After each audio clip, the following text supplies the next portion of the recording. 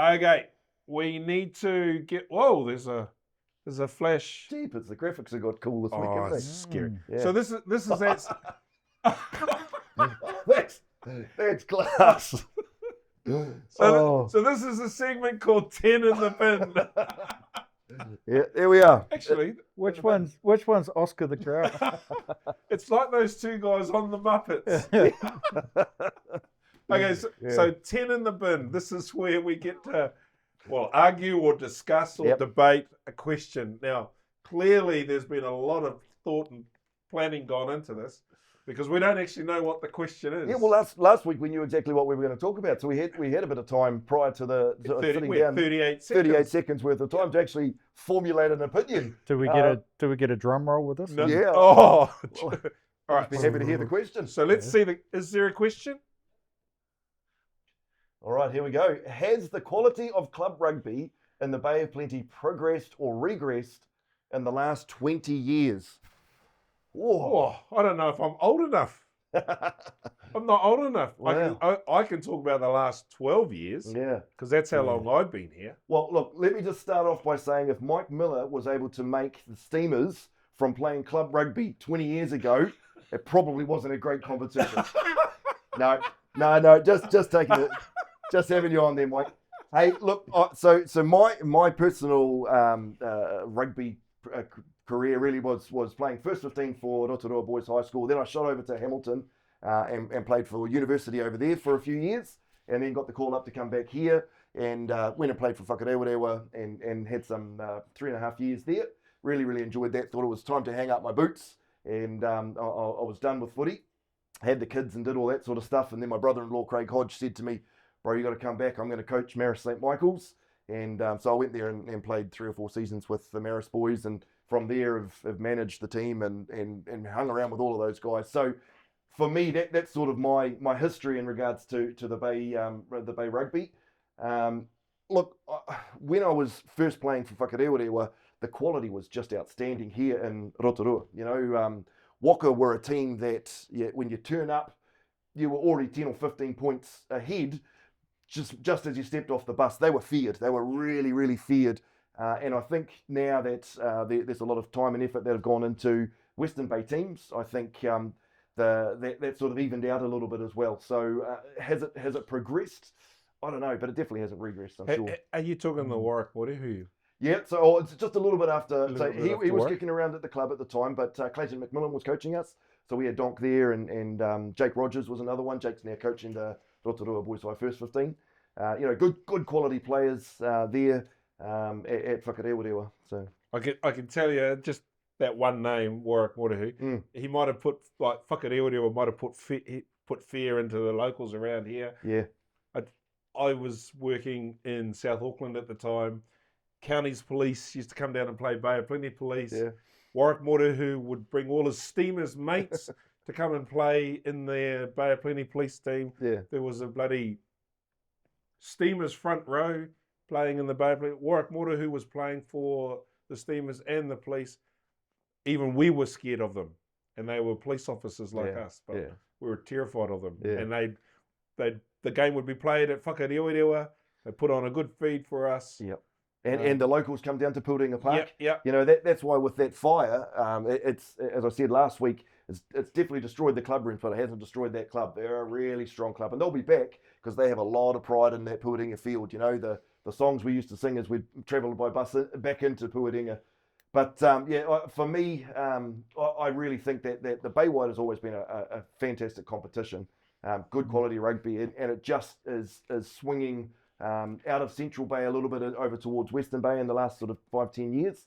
And that's where a lot of energy is going at the moment. A lot of quality players are coming out of these good schools, Rotorua Boys, Tauranga Boys, and going to play for Mount and Tauranga and those sorts of teams. So there's a bit of history. This year, I believe, is the 36th year of Baywide. And I guess I haven't been here for anywhere close to that, so I'm not at liberty to judge. But from what I've seen in my time in, I guess, senior ranks in club rugby, I'd agree with you. It hasn't regressed, most certainly. Has it progressed? We've probably got some work to do. But hey, let's look at some of the positives. My biggest positive for this year is a Poiki. Wonderful, yeah. And, you know, with how the season's now worked out for them, they've got a free shot this year. There's no relegation out of Premier, so they get a free shot at it and get to build on next year, and hopefully that's enough of a catalyst for other clubs, other teams, whether it's Central or Eastern. I really, really hope it is, to say, hey, I want to crack at that as well. Build up our Premier grade, and then hopefully that then filters down to the other grades as well. Look, I've got a lot of ideas, a lot of things that are floating around to talk about later in the year to hopefully build on that and get that to a progress perspective. But hey, for all the club rugby I've followed through my life, I'll never forget 6 years ago watching a particular semi-final with the club I was managing at the time, Greater Marist, against Te Puna. Hands down, hands down the best game of club rugby I've ever been involved in and seen and witnessed, even though we lost. Was that the game where you hit the front? Hit the front, and you had to on catch 79 minutes. You had to catch a kickoff, and all Stan Vanderhoven had to do was catch the kickoff. and the rest is history. But anyway, yeah. Well, I mean, you could also look at the Steamers. You know, like if the Baywide comp is strong and progressing, like I believe it is, you know, you see the Steamers making more and more advancements in there, because that's what's feeding these Steamers, boys. My response to that question is probably not going to answer it, but what I've seen, I've been back from Australia for 12 years now, and I've noticed that there's massive engagement in our grassroots footy, and I'll give you an example.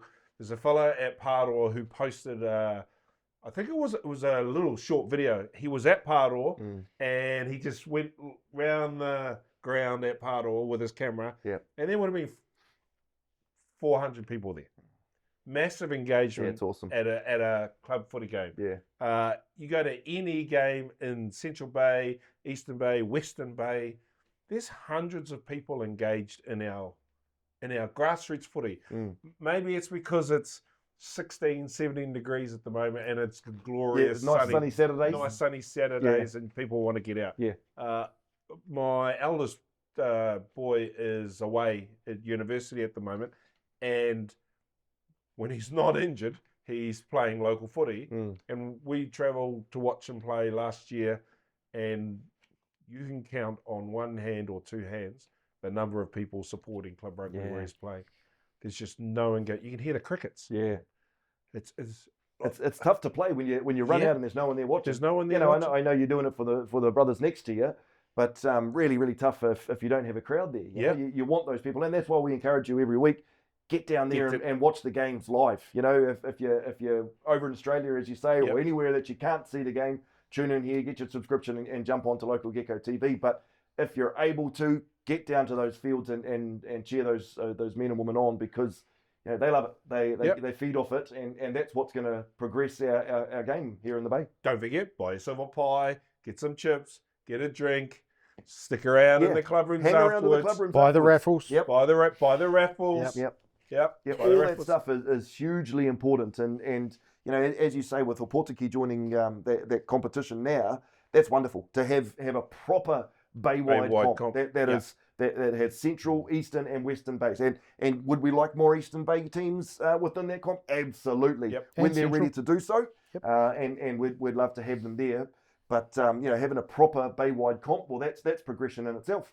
And I know there's one Western Bay club are chomping at the bit for their bus trip. They can't wait to get on the bus. So I did hear that they did mention that they want Opotiki. You got to get a Colts team, because there are a number of Colts teams that want to come for a bus trip. They want to travel too. They want to travel. Well, Local Gecko is going to be travelling themselves and setting up and filming from Opotiki this weekend. So they'll be over there for us to commentate, and so that'll be a big one there. So, you know, if you're in and around the Opotiki area, get down and cheer the boys on, because that's going to be a huge one for the club. And as I say, get into the club rooms afterwards and join in. So my personal opinion, I think we have a wonderful, wonderful competition. Definitely hasn't regressed in the last 20 years. You know, progression, Can we do more? Of course. I concur. I got one last point. when I came back from Australia 2015, the Steamers had 2 contracted Super Rugby players. Fast forward to today, there's 24 contracted Steamers in Super Rugby now. Well, that answered the question in itself. There you go. Could have saved ourselves 10 minutes, Pat. Come on. Gee. Well, it only just popped into my head in the last 30 seconds. So that's our 10 in the bin segment. That was pretty tame, actually. I do like that. That is I don't know if I do. That's a great. Don't try and fit me in there. No freaking way. Oh, next week they're going to get 3 of us in there. Yeah, chuck them in too. But look, if you've got anything that you'd like us to debate, please get through onto the social media, flick it through via email, and we'd love to talk about what you want to hear. That is absolutely brilliant. Love it.